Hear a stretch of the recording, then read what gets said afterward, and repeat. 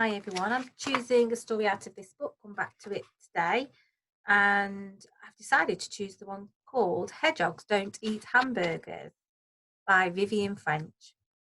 Hector saw a picture on a paper bag. What's that? He asked. That's a hamburger, said his dad. Can I have one for my tea? Asked Hector. No, said his dad. Hedgehogs don't eat hamburgers. I do, said Hector, and I'm going to go and find one for my tea. Hector set off to find a hamburger. So there he is. That's what he looks like. And he's looking very hungry from that picture. Here I go, here I go, here I go, he sang as he walked along. Hattie popped out to see who was going by. Hello, said Hector. I'm going to find my tea. Would you like some fine, fat snails? Hattie asked. No, thank you, said Hector. I'm going to find a hamburger. Hedgehogs don't eat hamburgers, said Hattie. I do, said Hector. Oh, said Hattie. Maybe I'll come too.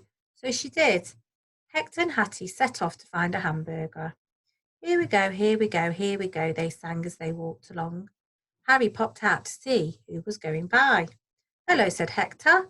We're going to find my tea. Would you like some slow, slimy slugs? Harry asked. I've got plenty. No, thank you, said Hector. I'm going to find a hamburger. And I bet you can imagine what he says back. Hedgehogs don't eat hamburgers, said Harry. I do, said Hector. Oh, said Harry, maybe I'll come too. So he did. Hector and Hattie and Harry set off to find a hamburger. Here we go, here we go, here we go, they sang as they walked along. Hester popped out to see who was going by. Hello, said Hector. We're going to find my tea. Would you like some big black beetles? He asked. I've got lots.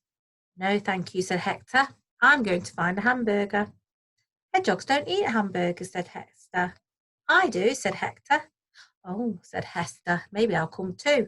So he did. So you can imagine all the least line of animals going to find a hamburger to eat. Whether they'll like it or not, I'm not sure. Hector and Hattie and Harry and Hester set off to find a hamburger. Here we go, here we go, here we go, they sang as they walked along. Fox popped out to see who was going by. Hello, said Hector. We're going to find my tea. Tea? Eh? Said Fox. What a good idea. He looked at the fat little hedgehogs and he licked his lips. So he'd be thinking, what could the fox be thinking? I'm going to find a a hamburger, said Hector.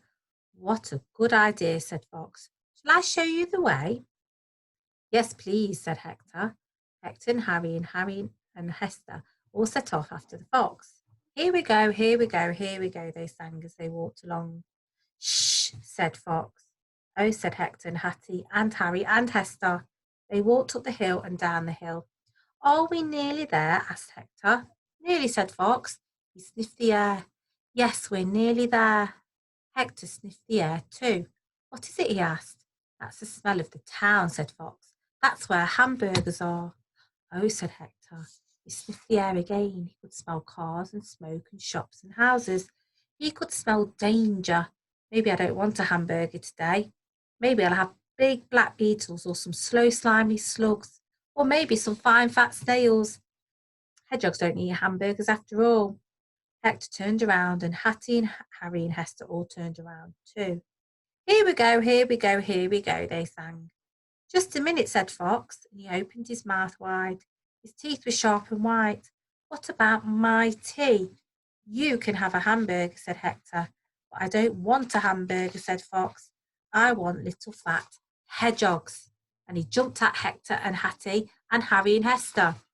Here we go, here we go, here we go, sang all the four little hedgehogs, and they rolled themselves up tightly into four prickly balls. Ow, said Fox, as he hurt his nose. Ow, ow, ow. He turned around and ran up the hill and down the hill. He didn't stop running until he got home to his mummy. Hector and Hattie and Harry and Hester looked at each other. Let's go home, said Hector. So they all set off to go home. Home we go, home we go, home we go, they sang, as they walked up the hill and down the hill. And they got home just in time to have fine fat snails, slow slimy slugs, and big black beetles for their tea.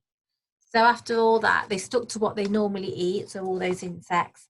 And that sly fox didn't get to eat those hedgehogs after all. They were protecting themselves, weren't they, the hedgehogs? They were able to make themselves prickly, and he didn't like that.